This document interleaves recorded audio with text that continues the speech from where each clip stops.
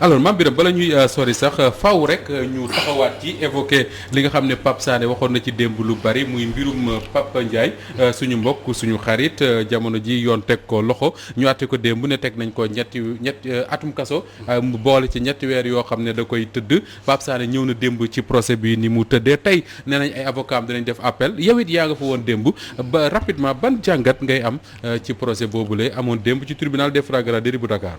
waaw Moustapha comme nu nga ko expliqué. démb man maa ngi woon tribunal teeloon naa dem avant procès bi di ubbi maa nga fa woon parce que vraiment bëgguma woon am lenn loo xamante ni rëcc na ma. donc soo gisee sax man avant procès bi di am nangu ma woon am yenn position yi. c'est parce que je me suis toujours dit que ni du ma fondé wu ci li nga xamante ne ni moom la ñu génne comme PV muy wër ci police bi. damay dem ba tribunal. déglul sa bopp déglu Pape Ndiaye mu wax puisque jusqu'à présent aw ma woon accès moom ci version am.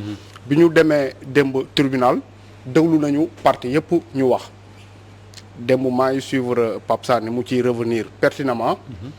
bi nga xamante ne ni audience bi tenir nañ ko ba plaidoirie yi ñu def ko ba lépp féete boor le président du tribunal le juge. dafa wax ne dafay jël suspension d'audience de 5 minutes pour ñoom ñu waxtaan. oui ñu waxtaan seen biir. waaw si temps boobu ñun bi ñu génnee. tribunal bi ñu ngi doon pratiquement jubilé parce que dañu kontaanoon. ci tournure procès bi. ci tournure audience bi. boo waxee dañu kontaanoon mooy li nga fa dégg doy la ne yow doy na la yow ne Papa Ndiaye li nga xam ne moo lañ koy taxal defu ko. mais daf maa doy tellement que. parce que li ma gën a conforté sax. xam nga Moustapha. bu ñu deltuwee si ginnaaw. bi plainte bi di doog a am. ñu ne Pape Ndiaye dafa am ku ko porter plainte di ko toppee escroquerie. waaw ñu dajee ñu yóbbu ko police. waa Walfadjri maître Cheikh Niass ak ñoom ñëpp def délégation dem police. ñu ne kii kat nee na Pape Ndiaye nu mu tudd day laaj Pape Ndiaye 500000.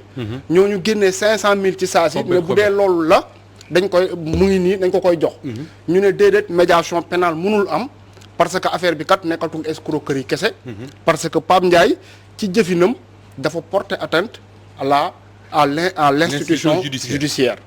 ñu ne délit boobu moo tax médiation pénale mënul am. donc moo tax ñi nga xamante ne ni Pape Ndiaye yoreel na loon xaalis Pape Ndiaye mënu leen ko delloo. mais démb bu ñu demee tribunal Moustapha. waaw loolu kenn waxu ko fa. tudduñu fa loolu ñu ne. liñ ñëwoon Pape Ndiaye dañ koy toppee ne dafa discréditer l'institution judiciaire loolu abandonné nañ ko léegi li ñu koy toppee mooy escroquerie. alors que escroquerie boobu. au niveau de la police mënoon nañ ko régler foofu parce que parties yi waxtaanoon nañu ba juboo ba ñu waroon na nu mu tuddati retourner leen seen xaalis. ñi génnee 1,5 million teg sur la table. ñu bari soo leen waxee loolu ñu ne oui d'accord mais l'action publique xaw ma doit se poursuivre. l'action publique doit se poursuivre. mais xam nga lan moo grand Moustapha. l'action publique li tax mu poursuivre nekkul escroquerie. nekkul escroquerie li tax action publique bi poursuivre. mooy dañu ne Pape Ndiaye a posé des actes allant dans le sens de jeter le discrédit sur les institutions. Est-ce que le tribunal a prouvé actes yooyu mu posé. te loolu li la koy firndeel. li la koy firndeel mooy lettre bi nga xamante ne nii le commissaire Sankaré envoyé na ko au procureur. lettre bi. rapport bi ma liiral la ko loolu. dañu ne mooy les conclusions. de l'enquête préliminaire. ma liiral la ko très rapidement. allez-y. mu ne.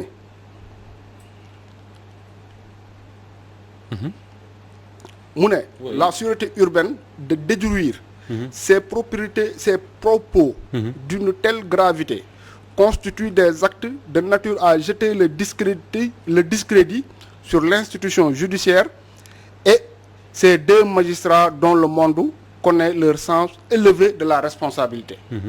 xam nga foofu nee nañu. dafa atteindre. deux magistrats. Le commissaire ma ngay qualifier déjà les deux magistrats. déduction moom. waaw. mu ne la sûreté urbaine est formelle. en fait le sieur Ndiaye. mooy Pape Ndiaye a utilisé ses connaissances juridiques pour soutirer de l'argent à la dame pour ensuite se réfugier sur le caractère civil de la décharge afin d'échapper à la loi pénale.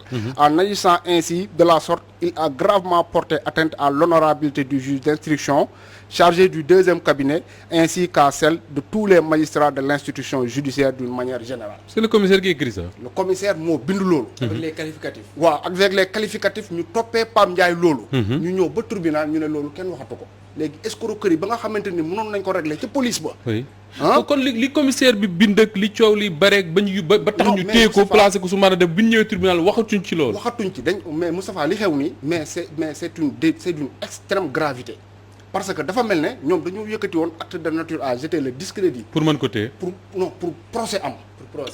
parce que escroquerie bi mënoon nañ ko régler ak médiation pénale bi. d'autant plus que ñaari plaignants yëpp nangu nañu jël seen xaalis ba bind décharge. démb bi ñu demee tribunal. dañu ne escroquerie ñu ne escroquerie au préjudice de qui. ana plaignante yi ñu ne seen lettre ngi nee nañ toppeetuñu Pape Ndiaye dara. donc escroquerie bi war a jeex. ana escroquerie foofu. non prêt ñoom décharge te loolu décharge yi prêt Pape ñu koy précédé prêt lañ ci bind. tout à fait loolu mu nekk précision de taille. te loolu avocat yi wax nañ ko fa te mën naa la ko liiraatal léegi.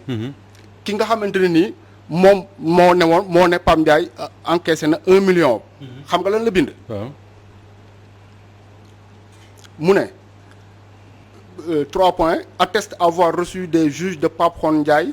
prévenu la somme de 1 million à titre de remboursement. de la somme que je lui avais donnée et attestée par l'acte de prêt qu'il avait signé pour mon compte. yow ki nga xamante ne nii da nga ne moom la ñu escroqué.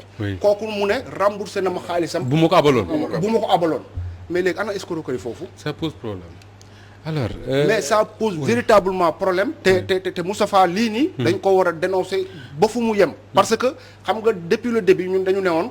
dañ ci un citoyen bu porter plainte un autre citoyen ñun lu ñu war mooy ñu toog seetaan ba fa mbaxane doone benn. wax li nga xamante ni jàpp nañ ne kat bu ñu ko waxee ce sera au nom du peuple. dañ koy wax nu mu tuddati de manière vraiment impartiale mais li xew foofu démb. véritablement du loolu. ça pose alors de toute façon comme ñi nga waxu appel on aura l'occasion de reparler de ça. dañuy jéem a gérer temps bi tey parce que li ñu war a waxtaanee dafa bari. mais ce qui est sûr non maa ngi ñëw ce qui est sûr mooy affaire dinañ ko jugé waat et que ñun à partir du moment où li waj wax sànq ñun ñëpp gis nañ ko dem dégg ko mënuñu noppi di ci wax. kooku moom c'est clair mënuñu noppi di ci wax et di souhaiter d'ailleurs le plus rapidement possible que Pape Ndiaye ci boppam am occasion ñëw toogaat fii wax moom exactement ce qui s'est passé.